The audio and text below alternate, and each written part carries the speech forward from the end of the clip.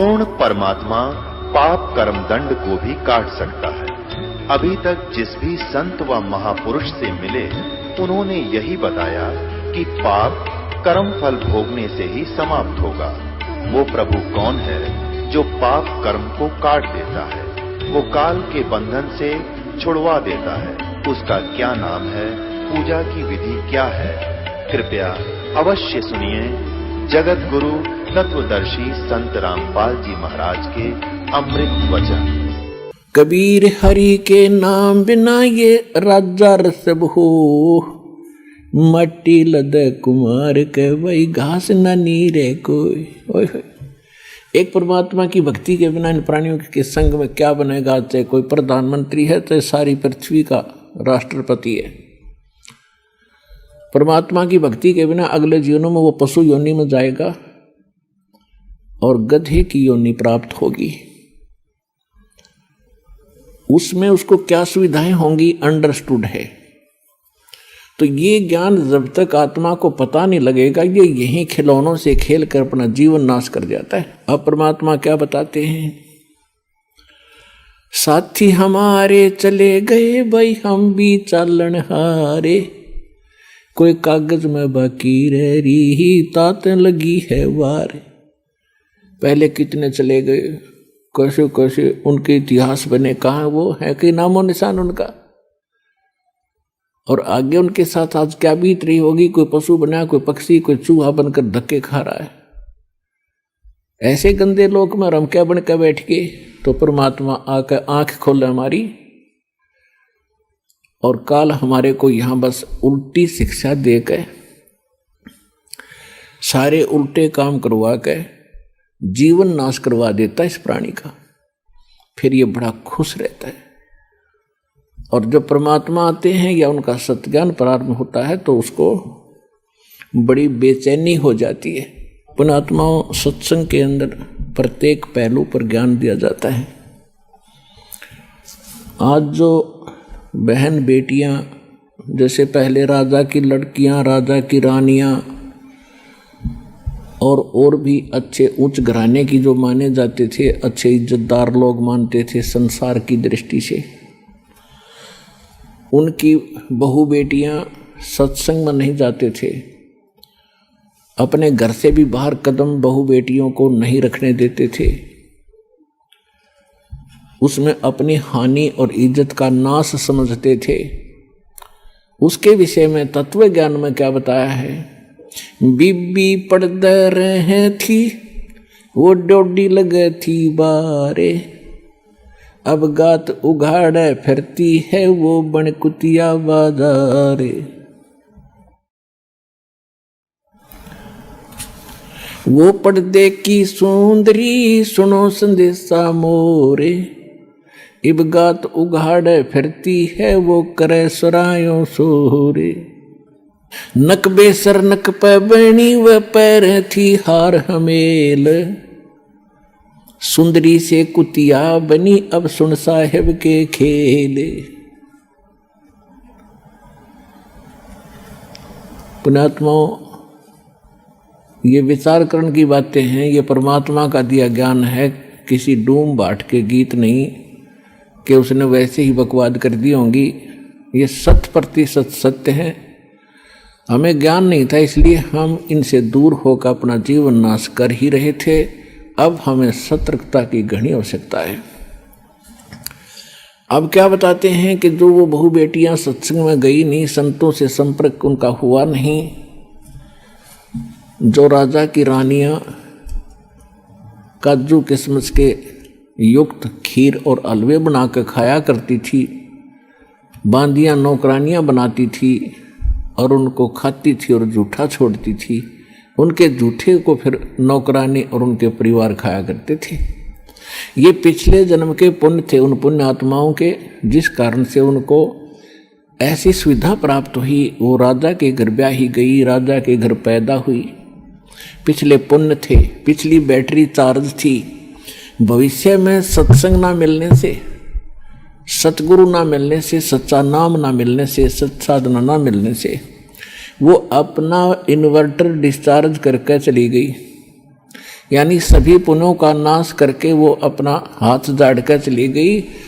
उस समय तो उसकी इज्जत थी कि घर से बाहर ना निकल जा, और पर्दों में रखा करते थे एडी से लेकर चोटी तक, कहीं हमारी बहन बहू बेटियों का हाथ भी किसी को दिखाई ना दे जा, इसमें इज्जत मानते थे। परमात्मा कहते हैं वो तो बात आपकी ठीक है, लेकिन भक्ति नहीं करी, आगे क्या बना उस इज्जत के साथ। वह कुतिया बनकर और पूछड़ ठाए घूम रही है उस गली के अंदर, अब कहाँ गई वो इज्जत। तो पुण्यात्माओं, हम जितना भी काल ने हमें यहाँ शिक्षा दी है वो केवल नाश करने की दी थी, जीवन नष्ट करने की दे रखी थी। अब परमात्मा की इस ज्ञान की रोशनी से हमें पता हुआ लगा कि अब मनुष्य जीवन प्राप्त करके प्राणी और अपनी अकड़ में, इस मान बढ़ाई में और लोक लाज में जीवन नाश कर देता, उसके आगे उसके साथ बहुत बुरी बनती है। अब क्या बताते हैं, वह बीबी पड़दे रहे थी और ड्योडी लगे थी बाहर, आगे सामने कई कई पहरेदार खड़े रहा करते थे, कोई व्यक्ति वहां तक पहुंच ना जा। अब कहते हैं गा तू गाड़े फिरती है वह बनकुतिया बाजार, वो पर्दे की सुंदरी सुनो संदेशा मोर, अब गा तू गाड़े फिरती है वह करे सराय शोर। कुतिया बनकर धर्मशाला के सामने बैठी है, पहले महलों में रहा करती थी वह इज्जत, आज गली में घूम रही है। अतिथि धर्मशाला में आते थे, खाना खाते थे, और वो रानी कुतिया बनकर एक टूक के लिए इंतजार कर रही है, खाने वाले के मुंह की तरफ देख रही है कब टूक तेरी तरफ डाले। और रोटी डाल दी छोटा मोटा टुकड़ा तो 10 ग्राम रेत साथ खा रही है वो। तो पुण्यात्माओं कलेजा हिल जाना चाहिए, परमात्मा का दिया ज्ञान है। हमने मनुष्य को भी भक्ति की आवश्यकता है और बहन बेटियों को भी परमात्मा की आवश्यकता है, और सबको बराबर का शरीर मिला है, एक जैसी मिट्टी है, एक जैसा परमात्मा ने दिमाग और व्यवहार दिया है। दोनों ही भक्ति करना चाहिए, अपने बच्चों को साथ लावे, अपनी बहन बेटियों को साथ लाए, परमात्मा से जोड़ दे, फिर परमात्मा उनका रक्षक हो जाएगा। तो हम भक्ति ना मिलने से, सत्संग ना मिलने से, हम अपनी सूझबूझ से जितनी अटकलबाजी हमने की वो सारी विपरीत की। अब कबीर साहब कहते हैं, कबीर कुल करनी के कारण ये अंसा गया बिगो, जब कुल के कर लेगा तू 4 पाया का हो। अब तो लोक लाज में आकर सत्संग में नहीं आता, ना कोई भक्ति करता,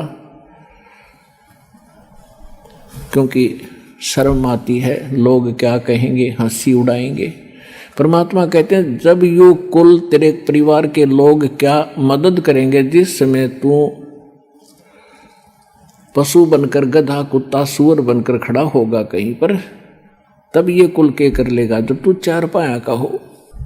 राम नाम निज सार है, राम नाम निज मूले, राम नाम सौदा करो भाई, राम नाम ना भूले। पुण्यात्माओं, अब कौन से राम का सौदा करें, कौन से राम के नाम का जाप करें? सबसे पहले हमने ये निर्णय करना है, तो वो आपको बहुत बार बता दिया है और आगे भी बताते रहेंगे। अब परमात्मा की भक्ति में हमें सबसे पहले सतगुरु की आवश्यकता होती है। जैसा कि आज सुबह के सत्संग में आप सुन रहे थे कि परमात्मा ही अपने द्वारा रची हुई सृष्टि को वही स्वयं आकर ज्ञान बताते हैं, उसी को जानकारी देते हैं।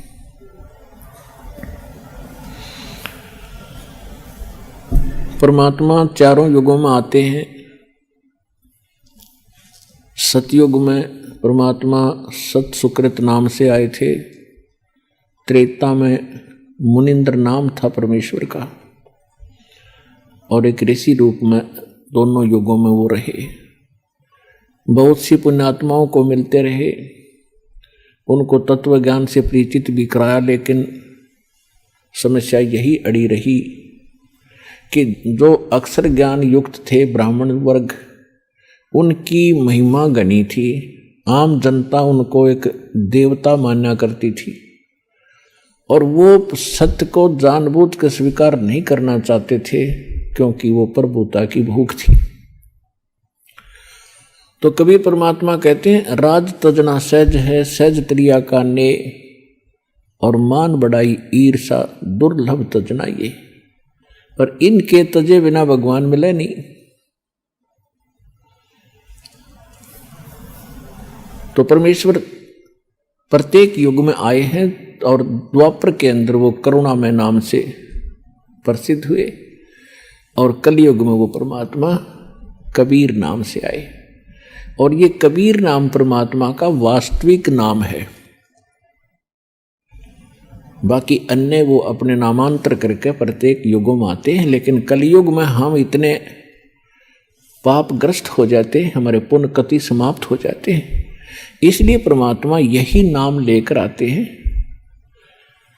और परमात्मा के नाम बार बार बोलने से वैसे भी आत्मा पवित्र होती है। तो इस प्रकार परमात्मा ने बताया है कि सतयुग में सत सुकृत कह टेरा, त्रेता नाम मुनिंदर मेरा, द्वापर में करुणा में कहाया, कलयुग नाम कबीर धराया। जब कलयुग में परमात्मा आए सन 1398 संवत 1455 ज्येष्ठ सुदी पूर्णमासी, जेठ उतरते की पूर्णमासी को दिन में सुबह, यानी सुबह सुबह ब्रह्म मुहूर्त में सूर्य उदय होने से लगभग 1.5 घंटा पूर्व के समय को ब्रह्म मुहूर्त कहते हैं। तो पुण्यात्माओं, परमात्मा कहते हैं, जो जन मेरी शरण है ताका हूं मैं दास, गेल गेल लाग्या फिरूं जब तक धरती आकाश।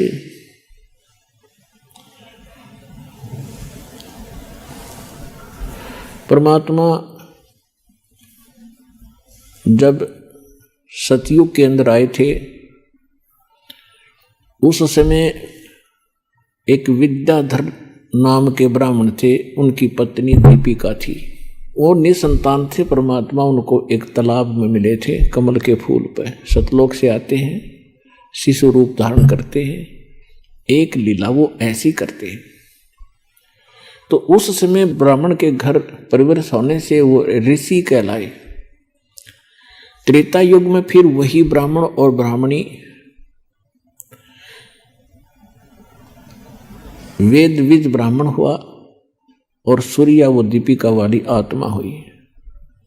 परमात्मा फिर उनको मिले। आगे चल के फिर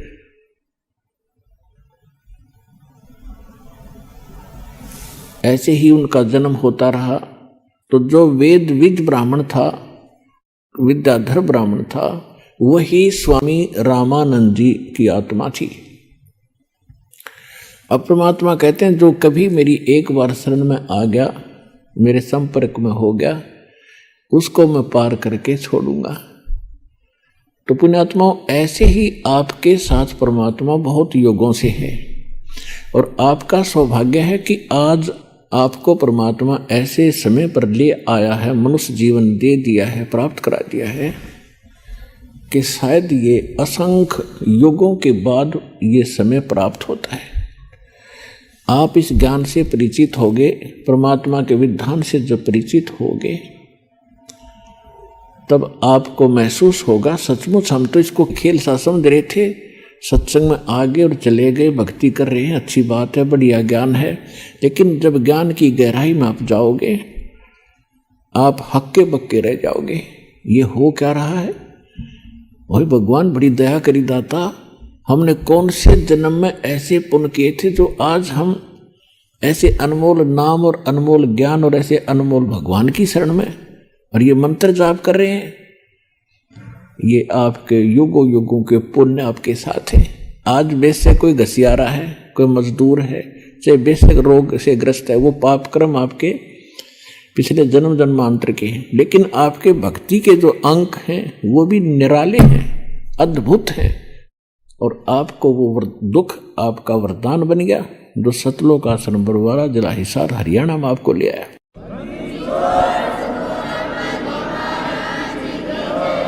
और परमात्मा कहते हैं उस सुख के माथे पत्थर पड़ो, इसे सुख का आग लगा जिस तो भगवान की भूल पड़े।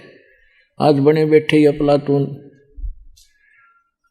कोई मंत्री, कोई एमएलए, कोई और बड़े आईएएस आईपीएस डॉक्टर इंजीनियर, और भूल गए भगवान। उनको झांक के देखना चाहिए अपनी पिछली दूसरी तीसरी चौथी पांचवी पीढ़ी पर, उनके पूर्वज कैसे रहा करते थे, कितना सिंपल उनका रहन सहन था, कितनी नेक आत्मा थी, कितना उनमें सद्भावना थी, कितने पापों से डरने वाले थे। और आज माया की भांग पी ली हमने और अहंकार भर गया। आज अफलातून बना बैठा, कल मृत्यु हो जाएगी उस इंजीनियर की, आईएएस आईपीएस की, मंत्री प्रधानमंत्री की, अगले जन्म में कुत्ता बना घूम रहा होगा। तो ये दुख अब याद दिलाए जा रहे हैं, इस पर विचार करना पड़ेगा, नहीं तो बहुत दुर्गति हो जाएगी इस जीव की। तो परमात्मा कहते हैं मैं गेल गेल लाग्या फिरता हूं, जब तक तुझे पार नहीं कर लूंगा इतना दम ले लूंगा। तो आपका तो वो समय आ गया, आप इनका पार हो जाओगे।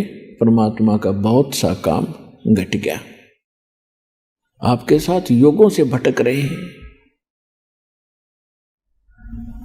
600 वर्ष पहले आए थे परमात्मा और 64 लाख शेष हो गए थे कबीर भगवान के। 64 लाख शेष, एक धानक के, एक जुलाहे के, एक झोंपड़ी में रहने वाले मजदूर के, और 64 लाख शेष हो जाना, जिसको आज हम एक भगत और संत कह के उसकी फाइल क्लोज कर रखी थी हमने, इन नकली आचार्य और शंकराचार्यों के अज्ञान के आधार से।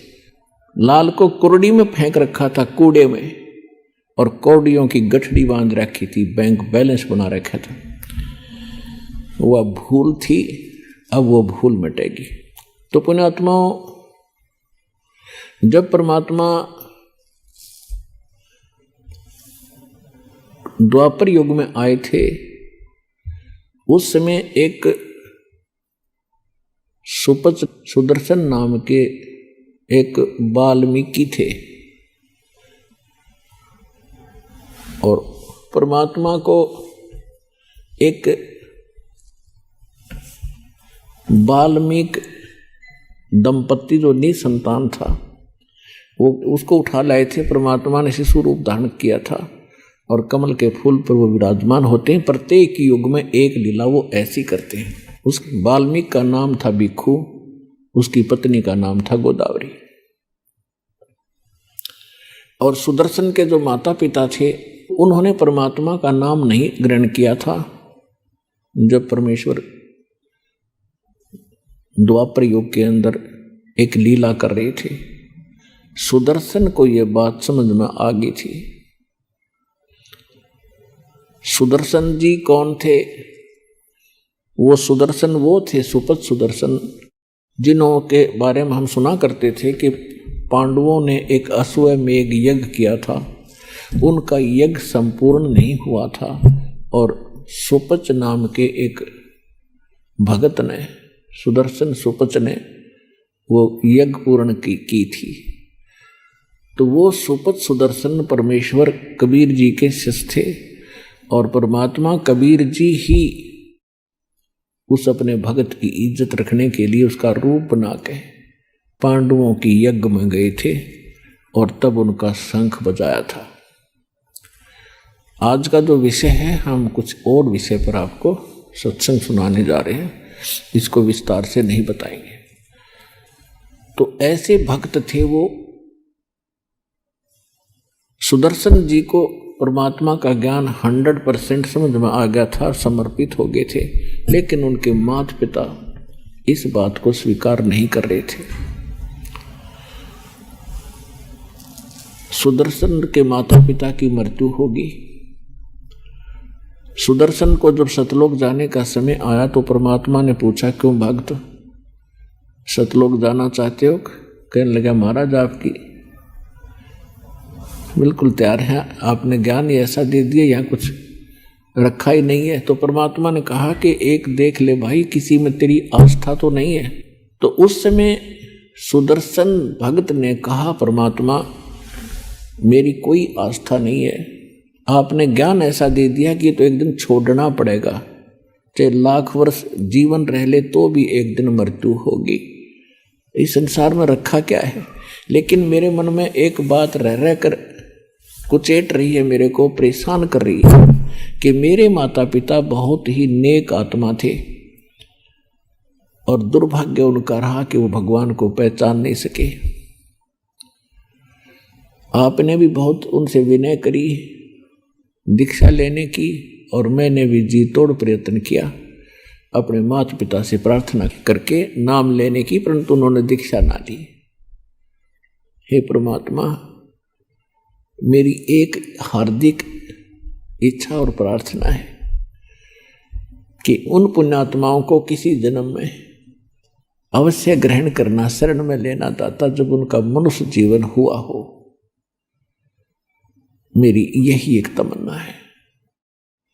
परमात्मा ने सोचा कि अभी बच्चा कच्चा है, जहाँ आशा ता बासा हुई, माता पिता में ममता है और ये पार नहीं हो सकता जब तक इच्छा आपकी रहेगी संसार की। ठीक है, भक्ति जो कर रहे हो ये आपका बैंक बैलेंस बन रहा है, इसमें कोई शक नहीं, बहुत पूंजी इकट्ठी हो रही है भक्ति धन की। लेकिन पार नहीं हुए तो फिर यही रह जाएंगे। तो इस कमाई का करेंगे क्या? फिर कभी स्वर्ग में जाएंगे, राजा बन जाएंगे, कोरे कर्म बिगाड़ेंगे अपना कर्म फोड़ के, और फिर पृथ्वी पर ऐसे ही निर्धन बनकर घूम रहे होंगे। तो परमात्मा ने सोचा कि ये जीव इतना पुण्यात्मा है, फिर भी इतना ज्ञान समझाने के बाद भी आज माँ बाप के चक्कर में यो फिर फंस गया। तो परमात्मा ने कहा, बेटा तू निश्चिंत होकर जा यहाँ से, मैं प्रतिज्ञा करता हूँ तेरे माता पिता को मैं अवश्य पार करूँगा, जन्म चाहे उसके कितने लग जाइयो, मैं उनको पार करूँगा भाई। तब सुदर्शन को विश्वास हुआ कि जो परमात्मा ने बोल दिया वो फाइनल है। तब वो सतलोक जाने के योग्य हुआ। और ये स्थिति तो उस व्यक्ति की है जिसके संग में भगवान रोज रहा करते थे। तो पुण्यात्मा उनको विश्वास इतना नहीं हो पा रहा था कि सचमुच गॉड है, परमात्मा है। तो दास का उद्देश्य ये है कि आपके हृदय में सबसे पहले ये जचा दूं कि कबीर इज गॉड।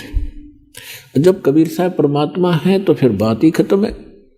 उनके सारे ज्ञान सही, उनका विधान सही, उनकी जो साधना बताई वो भी श्रेष्ठ होगी, और जो उन्होंने स्थान बताया वो भी सच्चा पावेगा, सत्य मिलेगा। तो सुदर्शन जी के जो माता पिता थे वो अगले जन्म में ब्राह्मण के घर जन्म हुआ। दोनों का पुनः संयोग पति पत्नी का हुआ, उनके बच्चे फिर भी नहीं थे। इससे पहले भी उनके 1-2 जन्म हो चुके थे, लेकिन हम शॉर्ट में बताएंगे आपको, संक्षिप्त में जो हमने आवश्यक है। तो काशी के अंदर उनका जब जन्म था, गौरी शंकर सुदर्शन के माता पिता का नाम था, और सरस्वती उसकी माँ का, यानी वही आत्माएं थी गौरी शंकर और सरस्वती। ब्राह्मण थे, बहुत ही नेक आत्मा थे, भगवान शिव के पुजारी थे, और भगवान शिव की जो शिव पुराण की कथा करा करते थे और निस्वार्थ भाव से कथा करते थे, किसी को मिसगाइड नहीं करते थे। और कथा करने से जो भी उनको उपार्जन होता था, धन प्राप्त होता था, उसमें से अपना निर्वाह भी करते थे और शेष बचे हुए को पुण्य में लगा देते थे। संग्रह संचन नहीं करते थे, जिस कारण से वहाँ की जनता, आसपास की जो श्रोता होते थे, उनके अंदर उनकी आस्था घनी होगी, वो बहुत ही महिमा के पात्र बने। प्रत्येक श्रद्धालु के मुख पर ये वचन था कि बहुत ही नेक ब्राह्मण हैं, इन अन्य ठगों की तरह ये ठगते नहीं हैं। अन्य ब्राह्मण जो कहते थे तुम्हारे पितर रुष्ट हो गए, 5 कपड़े दो, ऐसे श्राद्ध कराओ, 11 रुपये दो, ऐसा कर देंगे तुम्हारा, ऐसा कर देंगे। कहते ये ऐसा नहीं करती। जिस कारण से अन्य जो ब्राह्मण गुरु थे, जो रोजी रोटी के लिए ही अपना उद्देश्य लेकर के कथा आदि किया करते थे, वो गौरी शंकर से ईर्ष्या करने लगे।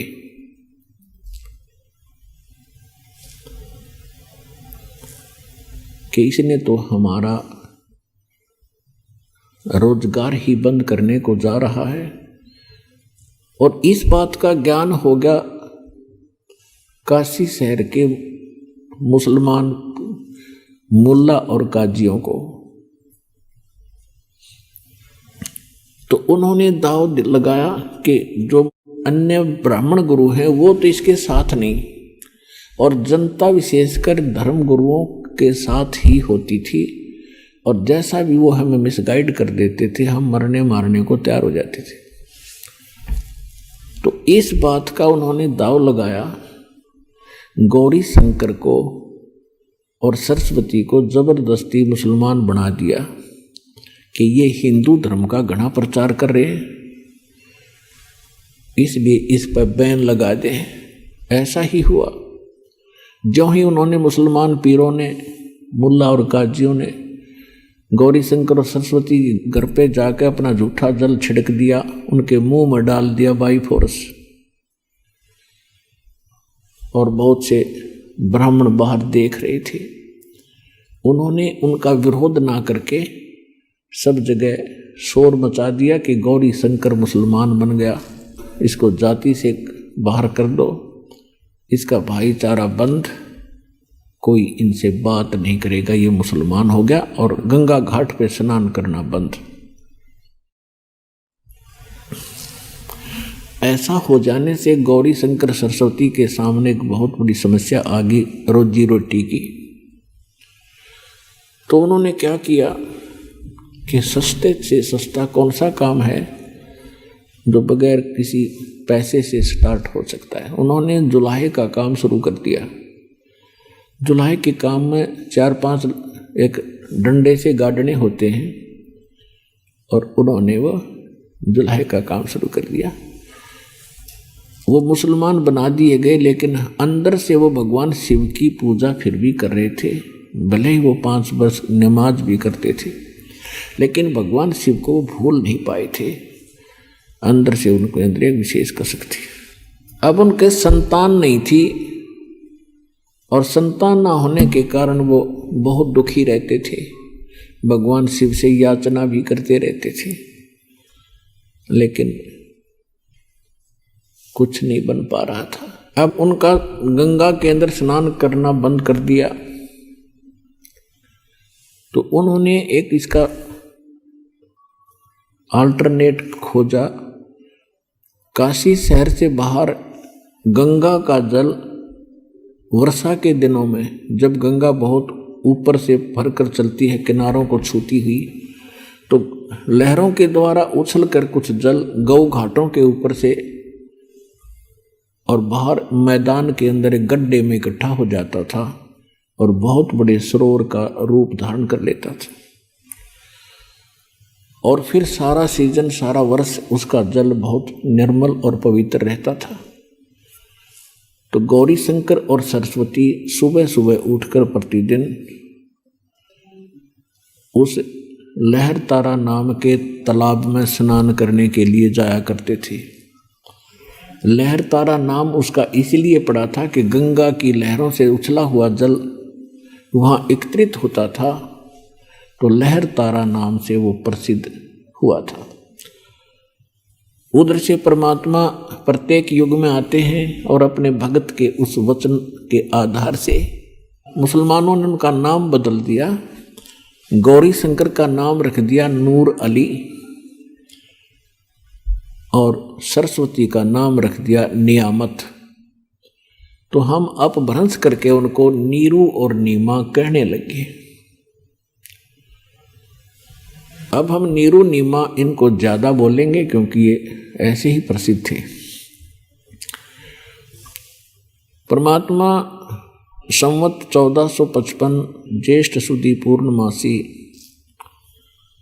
को सुबह ब्रह्म मुहूर्त में सतलोक से चलकर आए,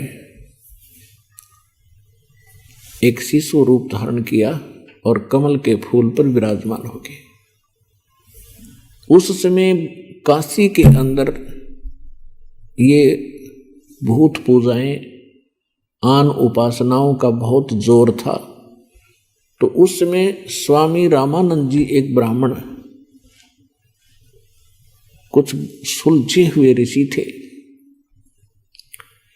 उन्होंने भी आकर के वहां कुछ सुधार किया था। उन्होंने 1400 ऋषि शिष्य बना रखे थे स्वामी रामानंद पंडित जी ने, और जो उसने बता था वो ज्ञान बता रखा था। तो वो सभी प्रचार किया करते थे आसपास के क्षेत्र में, और काशी के भी उसने कई डिवीजन बना रखी थी, और उसमें एक एक अपना शिष्य ऋषि बैठा रखा था उनको प्रवचन और ज्ञान सुनाने के लिए।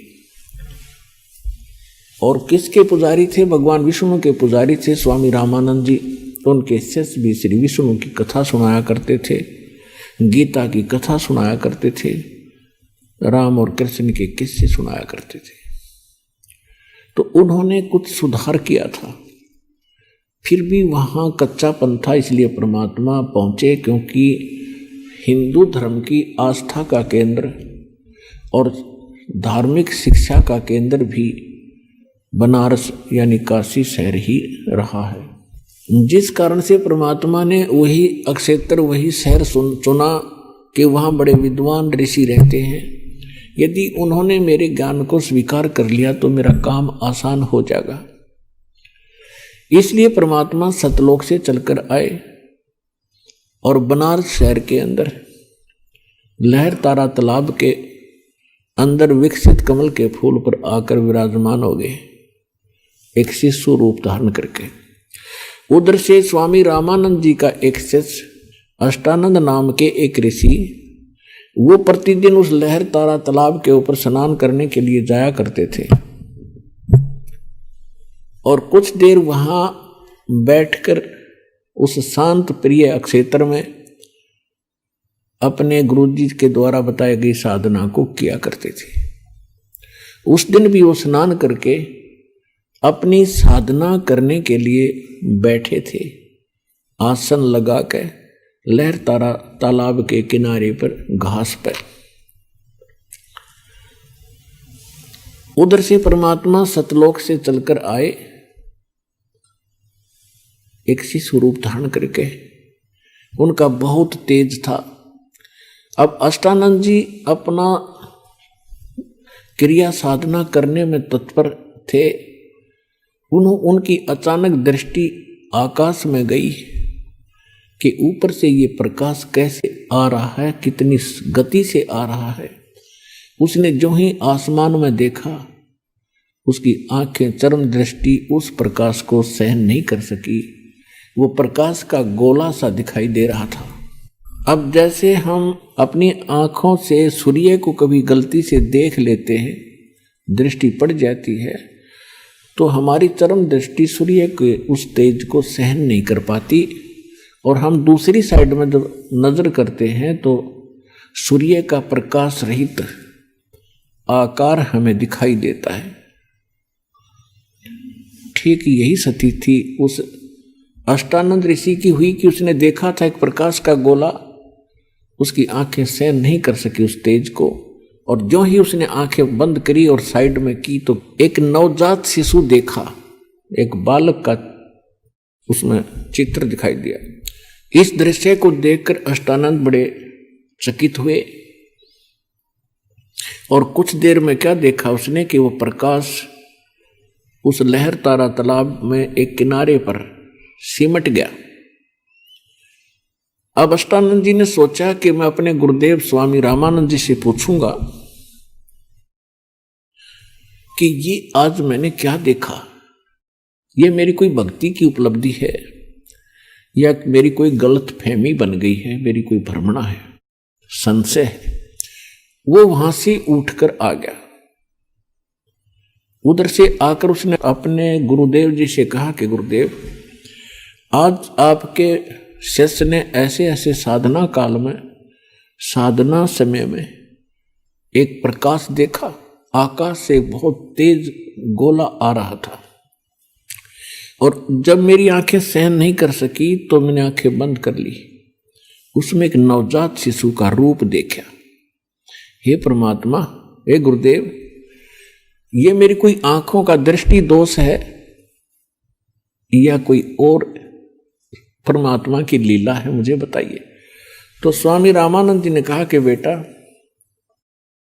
ऐसे लक्षण उस समय होते हैं जब ऊपर के लोकों से कोई अवतारी शक्ति धरती पर जन्म लेने के लिए आती है, तब तारा सा टूटता है।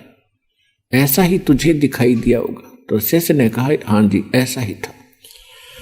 तो वो यहां जन्म लेगा किसी मां से, और अपनी जो लीला करने के लिए आए हैं वो करेंगे। बेटा, ये तेरी भक्ति की उपलब्धि नहीं, ये तो कुछ संयोग था उस महापुरुष के ऊपर से आने का। अब रामानंद जी स्वामी जी को जो ज्ञान था, उसको इतना ही ज्ञान था कि जितने भी यहाँ अवतार आए हैं वो किसी माँ से ही जन्मे हैं। इसलिए उसने अपने शिष्य को अपने विचार आधार से संतुष्ट किया, उसकी शंका का समाधान किया। उधर से नीरू नीमा प्रतिदिन की तरह स्नान करने के लिए वहां से चले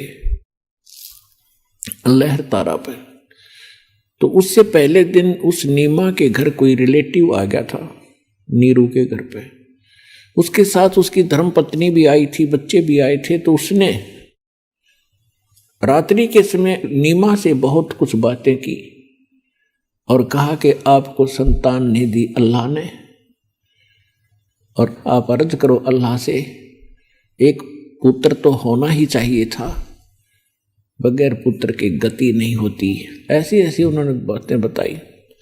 अपने आत्माओं,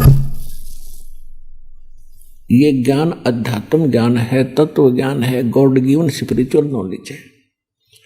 हम उस व्यक्ति को एक भाग्यवान मानते थे जिनका संतान हो, और संतान में भी पुत्र हो तो वो लकी है, अगर लड़की है तो भी हम उसको भाग्यवान नहीं मानते थे। ये हमारे धर्मगुरुओं की काल के प्रेरणा से उन्होंने हमारे अंदर ऐसी भ्रमणा पैदा कर रखी थी हमारे अंदर, कि जिनका संतान ना होती उनका तो जीवन हराम रहता था पूरी लाइफ में, और जिनका पुत्र ना होता उसको डरा डरा कर मार देते कि पुत्र बिना गति नहीं हो सकती। तो इस तरह की वो बातें हमें मूर्ख बनाने के लिए वो अज्ञानी बताया करते थे। और संसार का यानी जगत और भगत का आपस में जो विरोध रहा है, उसका कारण यही रहा है कि जो अध्यात्म मार्ग के विचार हैं वो संसार के विचारों से भिन्न होते हैं, उनके कति विपरीत होते हैं। अब परमात्मा के तत्व ज्ञान के आधार से दास आपको बताएगा कि जिनका संतान नहीं है वो परमात्मा के विधान अनुसार, और उन्होंने मोक्ष मार्ग मिल गया है, तो वो सबसे लकी हैं, सबसे भाग्यवान हैं। और ये ना समझना कि जिनका संतान है वो भाग्यवान नहीं है, नहीं। संतान और परिवार का होना हमारे संस्कार हैं। एक बार सुखदेव ऋषि जो थे, माँ के गर्भ में 12 वर्ष रहे। माँ के गर्भ से वो बाहर नहीं आए, क्योंकि माँ के गर्भ में ये पता रहता है प्राणी को कि मैंने कितने जन्म खो दिए बिना भक्ति के, और बाहर आते ही या भूल पड़ जाती है। तो उसको ज्ञान था कि तीनों गुण, रजगुण ब्रह्मा, सतगुण विष्णु, तमगुण शिव जी का जो प्रभाव है, बाहर आते ही त्रिगुणमय माया से जीव मूर्छित हो जाता है। इसकी सब यादाश्त चेतना पिछले जन्म जन्मांतर की समाप्त हो जाती है। इसको नए सिरे से शिक्षा दी जाती है, ये तेरा दादा है या तेरी दादी है, ये तेरा चाचा, ये तेरा ताऊ है, तेरा ये नाम है, ये तेरे माता पिता। कुल कुटुंब के लोगों की जानकारी उनको फिर धीरे धीरे दी जाती है। वो पिछली अपनी सब यादाश्त खत्म कर देता है। इतने जबरदस्त अटैक होता है इसके बाहर आती। तो सुखदेव ऋषि माँ के गर्भ से 12 वर्ष तक बाहर नहीं आया। ब्रह्मा विष्णु महेश की विशेष प्रार्थना पर तब उसने एक प्रतिज्ञा कराई कि आप कुछ देर अपनी माया को रोको, तब मैं बाहर आऊं। तो उन्होंने भी कहा ब्रह्मा विष्णु महेश जी ने कि हम ज़्यादा समय तक माया को नहीं रोक सकते, हमारा शरीर फट जाएगा, हम केवल इतनी देर रोक सकते, फ्रिक्शन ऑफ सेकंड। तो सुखदेव जी ने कहा आप इतनी ही देर रोक लीजिए। तभी वो माँ के गर्भ से बाहर आया और उसको चेतना बनी रही कि भगवान मनुष्य जीवन केवल परमात्मा प्राप्ति के लिए मिला है। यहाँ जो भी हमारे रिलेशन हैं, हमारे जो नाते हैं, ये संस्कार से जुड़े हैं। तो ब्रह्मा विष्णु महेश अंतर्ध्यान हो गए। जब उनके पिता, क्योंकि वेद व्यास ऋषि हुए हैं, उनकी पत्नी के गर्भ से सुखदेव ऋषि का जन्म हुआ था। तो वेद व्यास जी बड़े विद्वान पुरुष थे, उनको पता था कोई योगी पुरुष है मेरी पत्नी के गर्भ में और 12 वर्ष से बाहर नहीं आ रहा है, तो ऐसे भगवान पुत्र के मैं दर्शन करूंगा, ऐसा अच्छा पुत्र मुझे प्राप्त होगा। इस आशा में वो 12 वर्ष तक उसकी इंतजार करता रहा। जब सुखदेव ऋषि माँ के पेट से बाहर आया और अपनी और नाल को कंधे पर डाल के ऐसा ही उठकर चल पड़ा, बाहर आते ही 12 वर्ष का शरीर बन गया, अंदर सूक्ष्म शरीर से छोटे बालक का रूप था। अब व्यास ने कहा बेटा, क्योंकि माँ के गर्भ में जब सुखदेव था तो उसकी माता को कोई परेशानी नहीं थी जो गर्भ के दौरान हुआ करती है माताओं को, तो जिस कारण से उस माँ ने कहा था कि इस पुत्र का नाम मैं सुखदेव रखूंगी। सुखदेव, इसने मुझे दुख नहीं दिया, गर्भ में भी मैं सुखी रही। तो बाहर आते उसका नाम सुखदेव रखी रखा था। तो वेद व्यास जी ने कहा कि बेटा सुखदेव, एक बार मुझे दर्शन दे। वो पीठ करके चल पड़ा उठ के, और व्यास जी पीछे पीछे चल पड़ा कि बेटा 12 वर्ष तेरी इंतजार करी, अरे एक बार शकल तो दिखा दे। तो पीछे से ही मुड़ के नहीं देखा उसने, सुखदेव ने, और कहा ऋषि जी ना जाने कितनी बार आप मेरे पिता बने और मैं आपका बेटा बना, ना जाने कितनी बार आप मेरे बेटा बने और मैं आपका बाप बना। ये बहुत बुरा झंझट है अब के मैं इस चक्कर में पड़ूं को नहीं और आपके दर्शन भी नहीं करूं, कि ऐसा ना हो मेरी ममता आप में और माता जी में हो जाए। यूं कह के वो आकाश में उड़ गया। तो तब सुखदेव ऋषि ने कहा था एक लेवा एक देवा दूतम और कोई किसी का पिता नहीं पूतम, ऋण संबंध जुड़ा एक ठाठा, अंत समय सब 12 बाटा। ये तो आप और हमारे संस्कार जुड़े हुए हैं, इसलिए हम यहाँ अपने एक परिवार रूप में इकट्ठे हो गए। मृत्यु के उपरांत ना जाने पिता कहाँ पशु बन रहा होगा, माता कहीं पक्षी बनी होगी, बेटा पता नहीं कहाँ और अन्य योनियों में घूम रहे होंगे अपने अगले संस्कार को पूरा करने के लिए। तो इस कारण से एक छोटी सी कथा सुनाते हैं, क्योंकि पुण्यात्मा ये सत्संग है और ये आत्मा की खुराक है, आहार है। अब जैसे व्यक्ति स्वस्थ है तो सुबह खाना खाता है तो शाम को भी उसको भूख लगती है तो वो स्वस्थ है, और यदि उसको शाम को भूख नहीं लगती है तो समझ लो उसका कोई बीमारी ने घेर लिया और कोई जबर की तैयारी है, यानी उसको कोई डिफेक्ट हो गया शरीर में। तो कहने का भाव ये इसी प्रकार जैसे ये सत्संग है, ये कथा वही है और हर एक बार सुननी पड़ती है। इन्हीं कथाओं से आत्मा जागृत होती है, निर्मल होती है, हमें प्लस माइनस पॉइंटों का ज्ञान होता है। तो प्रत्येक सत्संग में चाहे वो कथा फिर भी सुनने को हम मिलती है या सत्संग सुनने को मिलता है, हमारी जिज्ञासा जो की तो बनी है तो आपकी आत्मा स्वस्थ है। और यदि आपको ये लगता है कि ये कथा तो हमने पहले भी सुनी थी, ये ज्ञान तो हमने उस दिन भी सुना था, तो आपके मन में आनाकानी होगी। जिस प्रकार अस्वस्थ व्यक्ति को वही भोजन सुबह वही शाम होता है और भूख शाम को नहीं महसूस हो रही है तो उसको डिफेक्ट हो गया। तो कहने का भाव ये है कि उसका फिर ट्रीटमेंट क्या है कि अन्न इच्छा होगी खाने में तो उसके लिए औषधि खानी पड़ती है जो कड़वी ही होती हैं, और फिर वो ठीक होता है। तो फिर वो धीरे धीरे रोटियां मीठी लगती है। इसी प्रकार इन कथाओं को 100 बार सुने और सुनने के बाद इस पर गहराई से जोर से विचार करें, तब तो सत्संग सुनने का लाभ है। तो एक बार एक व्यक्ति को एक पुत्र प्राप्ति के उपरांत उसकी पत्नी की मृत्यु होगी। उसने दूसरी शादी कराई, किसान था, उससे एक पुत्र उत्पन्न हुआ और फिर उस किसान की भी मृत्यु होगी। बड़े वाले लड़के का विवाह कर दिया था, उनके कोई संतान नहीं थी बड़े वाले लड़के के। छोटा जो दूसरी माँ से उत्पन्न हुआ था वह माँ भी मर गई और वो पिता भी मर गया उसका। अब बड़े का विवाह हो गया था तो वो छोटे वाला कुदरती थोड़ा सा बीमार हो गया।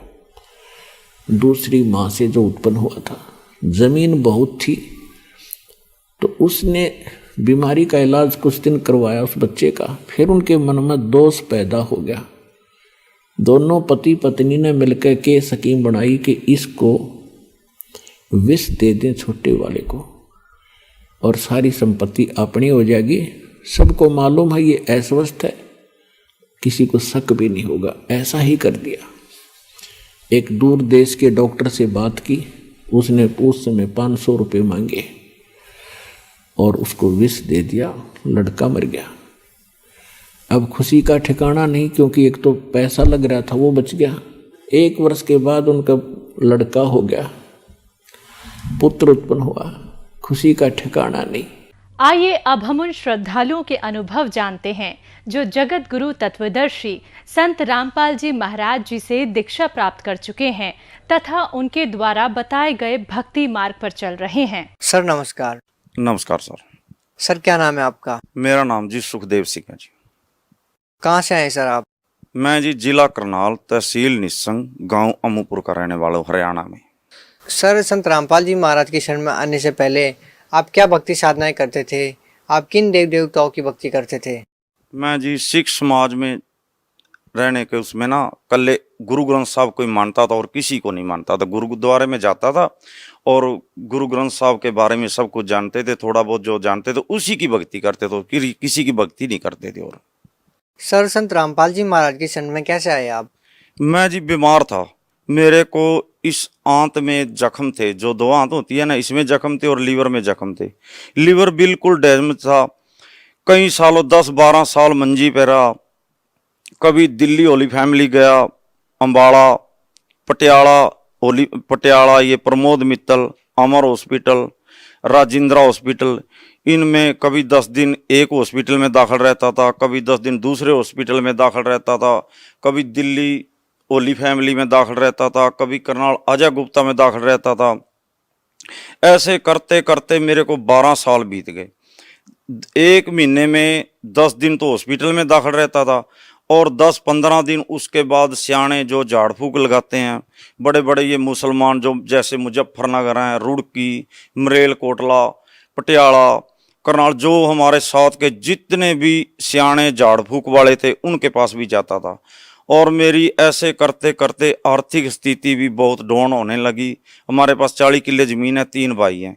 इतना कुछ होते हुए भी पूरा परिवार गलने लग गया, बीमारी में जूझने लग गया। मैं भी एक मंजी पे, मेरी घरवाली भी एक मंजी पे। ऐसे करते करते एक दिन में 4-4 मुसीबतें, प्रेत बाधा थी मेरे को बहुत तकड़ी जी। 4-4 मुसीबतें एक दिन में खड़ी हो जाती। जैसे मैं भी मंजी पे पड़ा, मैं अपनी घरवाली को बोला भी किसी रिश्तेदार को बुलाओ, मेरे को दाखिल कराओ। अब तो मेरे अंदर पानी भी नहीं जाता। 10-12 साल सर मेरे इतनी तकलीफ थी मेरे को भी, बाथरूम भी मैं बाल्टी में करता था, इतना दुख था मेरे को। हॉस्पिटल में जाते जाते भी जिस डॉक्टर के पास जाते थे कोई बोलता था अभी तेरा लीवर बिल्कुल डैमेज, कोई बोलता था तेरी आंत में जख्म है, कोई बोलता था तेरे पूरे पेट में जख्म है। तो था क्या, मेरे पेट में इतनी तकलीफ थी, मेरे अंदर गर्मी के दिनों में भी गर्म पानी जाता था, रोटी नहीं जाती थी। थोड़ी बहुत खिचड़ी दलिया ऐसे कुछ ना कुछ खाता था या थोड़ा दूध पीता था। ऐसे करते करते मतलब हॉस्पिटलों में सारा घर बर्बाद हो गया। और हालांकि हमारी आर्थिक स्थिति ऐसी थी, ना हमारे बाप ने दुख देखा ना हमने दुख देखा। 40 किले जमीन थी, बहुत अच्छी खेती करते थे, कंपाउंड थी, पूरे का पूरा हमारे पास साधन था। कभी हमने वो दिन नहीं देखा भी आज हमारे पास पैसा नहीं। तो इस प्रेत की वजह से मैंने वो दिन देखा। मेरे पास ट्रैक्टर था सोनालिका, घर की स्थितियां ऐसी बनी जी, वो ट्रैक्टर भी बिक गया। मेरे पास गाड़ी थी इंडिका विस्टा टॉप मॉडल में, वो भी बिकी जी। मेरे पास बुल्ट मोटरसाइकिल थी जी, वो भी बिकी जी।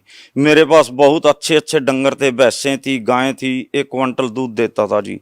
ऐसा ऐसा करके पूरे के पूरे डंगर भी बर्बाद, मेरी गायें भी बर्बाद, भैंस भी बर्बाद, पूरे के पूरे जो साधन था घर में वो भी खत्म। घोड़ी थी मेरे पास बहुत अच्छी जी, वो भी मरी। सारा कुछ ये प्रेत करवाता था। रात को मेरे को बोलता था भी सुबह तेरा ये नुकसान होगा, वो ही हो जाता था। अगर डंगरों के बारे में बोलता था वो हो जाता था। जमीन के बारे में बोलता था अभी तेरे दाने नहीं होंगे, तो वो नुकसान होता था। अगर घरवाली के बारे में बोलता था सुबह इसको ये तकलीफ होगी, तो वो ही हो जाती थी। मेरी घरवाली को कालजे में सोजश थी, बहुत ज़्यादा एलर्जी थी। वो एक वजह से और ज़्यादा परेशान थी कि उस पर दवाई नहीं खाई जाती थी उसे। जब वो दवाई खाती नहीं थी ना, तो उसको इतना तेजाब बन जाता था, इतना तेजाब बन जाता था, मतलब इतना सिर में दर्द और तकलीफ इतनी बढ़ जाती थी। 2-2 दिन हमारे घर में खाना भी नहीं बनता था और बच्चे भी बीमार थे। मेरा बड़ा लड़का स्कूल में गया जो 5वीं क्लास में पढ़ता था, उसको मास्टर छोड़ के गया, बोला अंकल जी इसको बुखार हो गया। बुखार की वजह से करनाल दाखिल करवाया हमने हॉस्पिटल में। तो 1 महीना दाखिल रहा, ये साइड उसकी सारी बंद होगी। 1 महीने के बाद 1.5 लीटर रेशा लिखड़े उसके। और छोटा लड़का था, मैं भी बीमार। मैं बोला मेरी घरवाली को सिर्फ किसी रिश्तेदार को बुलाओ, मेरे को दाखिल कराओ दिल्ली जाके, मैं होली फैमिली में दाखिल हूँगा। अब तो मेरे को बाथरूम भी बाहर नहीं जाया जाता और अंदर कोई चीज़ नहीं जाती। और पूरी रात प्रेत मेरे को इतना तड़पाता था, सर सिर से लेके पैर के गुंठे तक इतनी तकलीफ होती थी कि मैं मंजी पे रात को पड़ा ना ऐसे हो सकता ना ऐसे हो सकता। पूरी रात मेरा परिवार सोता था, खाता था, दिन में पीता था, रात को सोता था। मैं पूरी रात ऐसे देखता रहता, रोता था, तड़पता था। जो डॉक्टर मेरे को 2 गोलियां देता था ना, भी एक अगर तकलीफ हो 1 गोली खाना, ज़्यादा तकलीफ हो 2 खाना, वो 10-10 गोलियां भी खाता था। बिल्कुल तकलीफ नहीं हटती थी। मेरी घरवाली भी दुखी, मैं भी दुखी।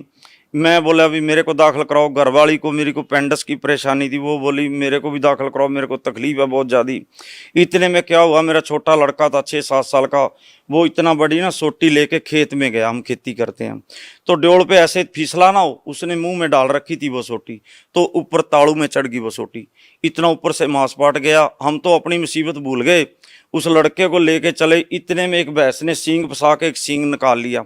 4 मुसीबतें। वो प्रेत एकदम हमारे साथ इतना दुख देता था, बोलता था कहाँ जाओगे, किसके पास जाओगे, मैं तुम्हारे घर से नहीं जाता। जब हम लड़के को लेके गए तो सारे डॉक्टर, करनाल वाले 3 डॉक्टर बोले भी इसका तो अंदर खून पड़ गया और ऊपर टांके नहीं लगते, टांके नहीं लगेंगे तो दिल्ली ले जाओ इसको। फिर एक मिड्डा डॉक्टर है जो करनाल सरकारी हॉस्पिटल के सामने है, वो बोला भी मेन तो है नहीं, क्योंकि खून ज़्यादा पड़ गया, 30 किलोमीटर से आप गाड़ी में चल के आए तो ऊपर टांके भी नहीं लगते। मैं बोला डॉक्टर साहब चलो करो, मेहरबानी करो, परमात्मा करेगा। उसने ना टांके लगाए, टांके लग गए। जब टांके लगाए तो उसके बाद बच्चे को उल्टी आई, उल्टी से बहुत ज़्यादा खून आया। बोला तेरा बच्चा बच गया, चलो कोई बात नहीं। 4 मुसीबतें। प्रेत एकदम उसकी जगह बना रखी थी, रात दिन दीवा लगाते थे उसका, बहुत पूजा करते थे, करवाता था जबरदस्ती। बोले यहाँ दीवा लगाओ, वहाँ दीवा लगाओ, देग लगाओ। सट्टे के नंबर भी मेरे को देता था। जो सट्टे के नंबर देता था वो ही सट्टा सुबह जो मैं नंबर लगाता था ना, करनाल जैसे जींद, कैथल, पेवा भी लगाता था, वो ही नंबर आता था। इतनी पावर थी उस प्रेत में। हमारा परिवार बहुत बड़ा परिवार है, 150 जी हम परिवार के। तो हर परिवार में 1-1, 2-2 मेंबर मुसीबत में, बीमारी में जूझ रहे हैं। मेरे जोटे ने ना, जो मेरा बाड़ा था जहाँ भैंस रहती थी, वो गेट गिरा दिया। तो मैं गांव में गया, मेरी घरवाली बोली रात को डंगर लिकट जाएंगे, बहुत नुकसान करेंगे, तो आप इसको तो बनवाओ। मैं बोलिया मेरे से उठा ही नहीं जाता, इतनी बीमारी भी, मैं मंजी से उठ के बाथरूम नहीं कर सकता, मैं गेट का क्या करूं, मैं तो मरने लायक हो गया, अब तो मैं मरूंगा, तुम्हारा भी घर जाड़ दिया। जो इस कंगार पे था भगत जी मैं, भी मेरी जमीन बिकने का भी कोई वो नहीं रहा था, भी मेरी जमीन बिकेगी। सर आप इतनी सारी मुसीबतों से जूझ रहे थे, इतनी सारी परेशानी आपके ऊपर थी, दुखों का पहाड़ आपके ऊपर था, उन सारी बीमारियों से परेशानियों से आपको कैसे निजात मिली? मेरे को जी संत रामपाल जी महाराज का शिष्य था जी, भगत था हमारे गांव का। वो भगत मिला, संत रामपाल जी महाराज का भगत मिला। वो मेरे को बोला भी अंकल आप बिल्कुल खत्म हो चुके हो, तो क्या बात? मैं बोला जी मेरे को प्रेतवाद है। वो बोला भी मेरे पास ना संत रामपाल जी महाराज के पास चलो, तो वहां तुम्हारा दुख का निवारण होगा। मैं बोला जी इन संतों के पास तो हम जाते नहीं, इन संतों को तो बिल्कुल हम ठीक नहीं समझते, हम तो अकेले गुरुद्वारे को मानते हैं। वो बोला अंकल आपने संत देखे नहीं, मेरे साथ चल तू, आपके दुख का निवारण होगा, आप बिल्कुल ठीक हो जाओगे।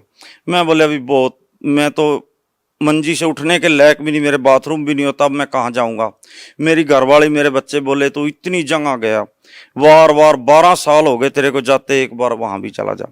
चलो रामपाल जी महाराज के जो भगत हैं इतने अच्छे हैं, उसको मैंने नौकर भेजा, वो बुला के लाया, गाड़ी में गए, तो मैंने वहां जाके संत रामपाल जी महाराज से नाम दीक्षा ली। सर संत रामपाल जी महाराज से नाम दीक्षा लेने से पहले आपके ऊपर दुखों का पहाड़ टूटा हुआ था।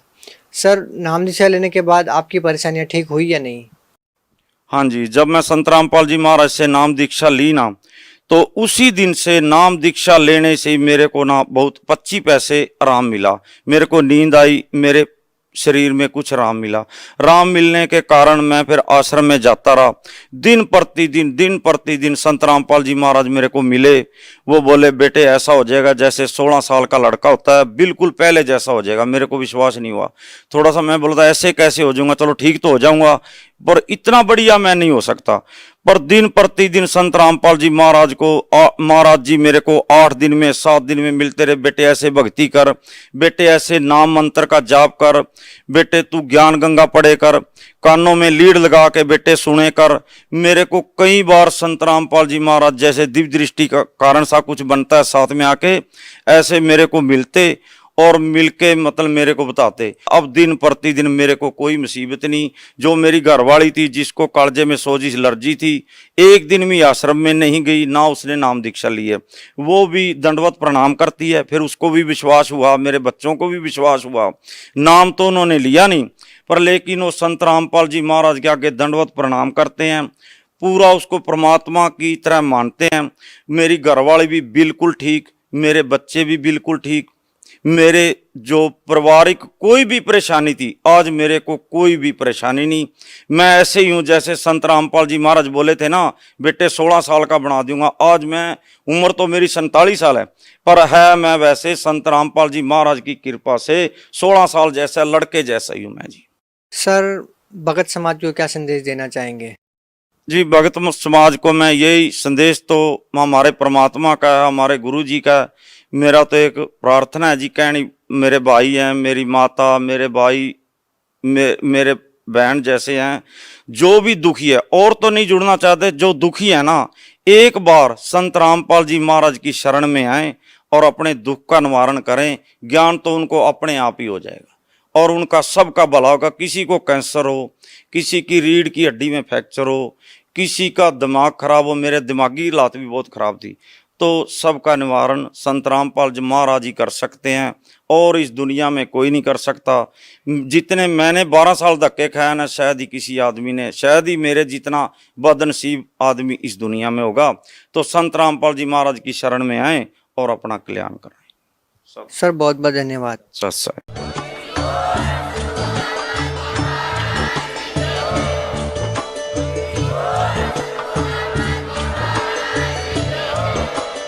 आप सुन रहे थे जगत गुरु तत्वदर्शी संत रामपाल जी महाराज जी के मंगल प्रवचन। अधिक जानकारी के लिए विजिट कीजिए हमारी वेबसाइट www.jagatgururampalji.org। संत रामपाल जी महाराज जी के शुभ आशीर्वाद से पूरे विश्व भर में 500 से भी ज्यादा नाम दीक्षा केंद्र हैं, जिन पर संत रामपाल जी महाराज जी द्वारा ऑनलाइन निशुल्क नाम दीक्षा दी जा रही है। अपने नजदीकी नाम दीक्षा केंद्र का पता करने के लिए संपर्क करें 8222888054।